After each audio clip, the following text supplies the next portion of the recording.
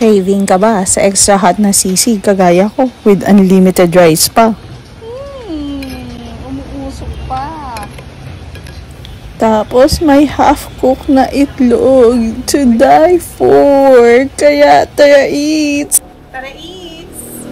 Let's go! Nandito tayo ngayon sa Mandal Escobar University para maghanap ng sulit pero abot sa budget na student meal. Tara eats! Tayo sa Bossing Inasal para tingnan kung pasok sa sulit at abot kayang budget meal ang kanilang food selection.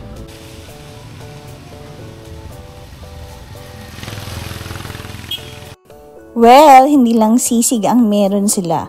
Siyempre, yung kanilang bestsellers ang dinarayo dito. Kaya naman, tara eats ka foodies at tigman natin ang kanilang sisig, barbecue, at syempre, hindi papahuli ang inasal. Meron din silang fruit soda. Extra hot na yung sisig, pero syempre, maggagayat pa rin tayo ng chilies at lalagyan natin ng soy sauce para naman sausawa ng ating chicken inasal later. We're gonna try the sisig.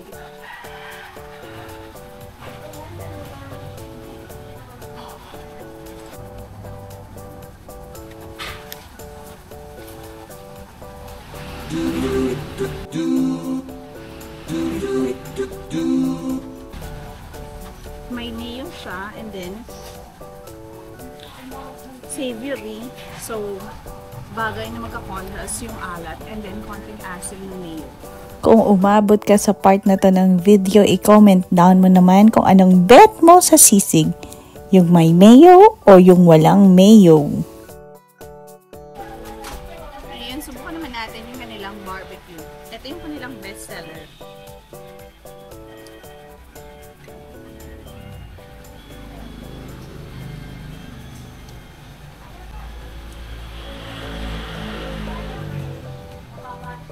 Ano daw, uling lasa?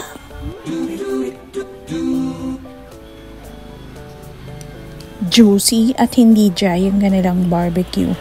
Plus, wala siyang masyadong sunog na portion, so goods na goods siya.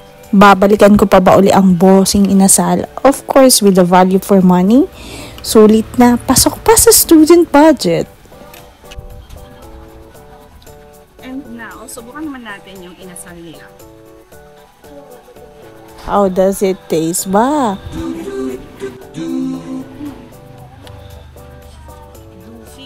Juicy.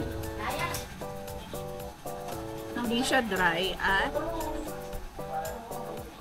malaking serving portion. Oh, nagugutom na ba kayo? Kasi ako, craving satisfied na. Bagay na bagay siya sa kanin.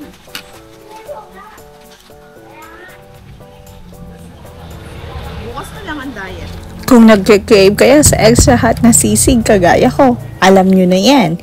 Dito lang yan sa Bossing Inasal. Tara eats!